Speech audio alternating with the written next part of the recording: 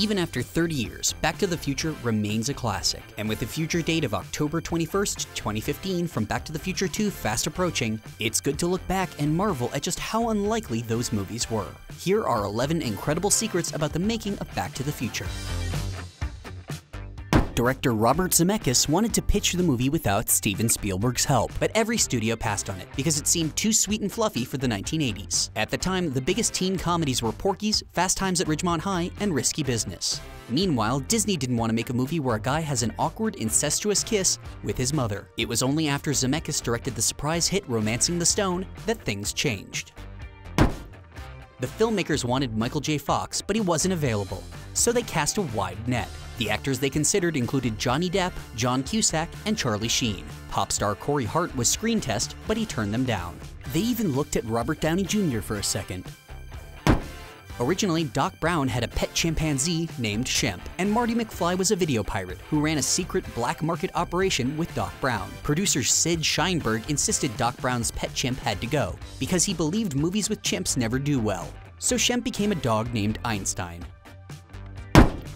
In the original script, the time machine was just in the back of a pickup truck, and instead of having to harness the power from the lightning bolt striking the clock tower, Marty and Doc have to bring the truck to a nuclear bomb test site and wait for a nuclear explosion to go off. Zemeckis and Gale decided that sitting around waiting to get nuked wasn't an exciting enough conclusion for their story. The way I see it, if you're gonna build a time machine into a car, why not do it with some style?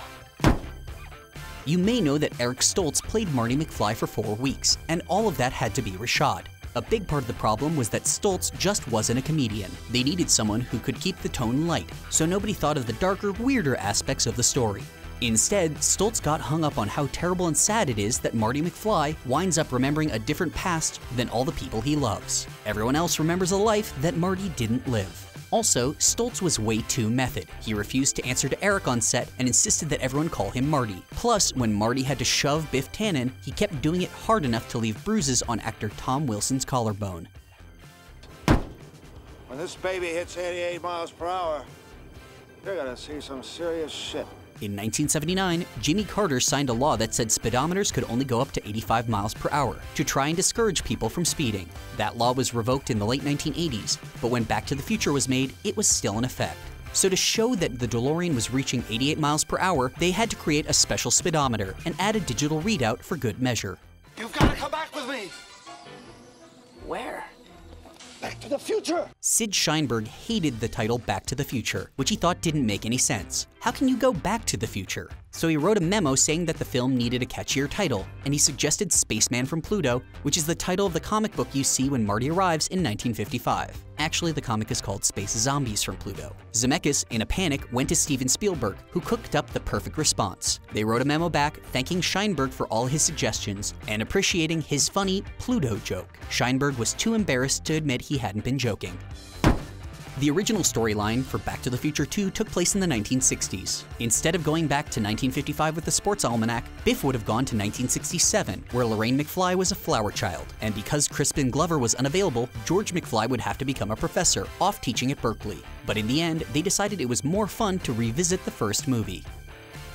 When he decided to visit the future world of 2015 for the second movie, Zemeckis decided not to bring back Larry Paul, who'd been the production designer for Back to the Future. Paul had earned an Oscar nomination for his work on designing the dark, gritty world of Ridley Scott's Blade Runner, and Zemeckis was worried that Paul would want to push his version of 2015 in too dark and Orwellian a direction, so he decided to bring in someone else. When Marty visits the bleak, alternate 1985, he runs into his brother, who'd become a down-on-his-luck alcoholic. This scene, involving fires and a lot of extras, was shot, but test audiences wondered what happened to Marty's sister Linda. In designing the future world of 2015, designer John Bell came up with the 1585 rule, which was the ratio of unrecognizable elements to recognizable elements. So when Bell designed a Federal Express mailbox, he made it look like a standard postal service mailbox, except with a digital interface where you could input your mailing information. Audiences could easily figure out what the device was, even though it was new and strange. Got any more fun facts about Back to the Future? Tell us in the comments, and remember to like and subscribe for more original IO9 videos. For more about the making of Back to the Future, check out We Don't Need Roads, the making of the Back to the Future trilogy.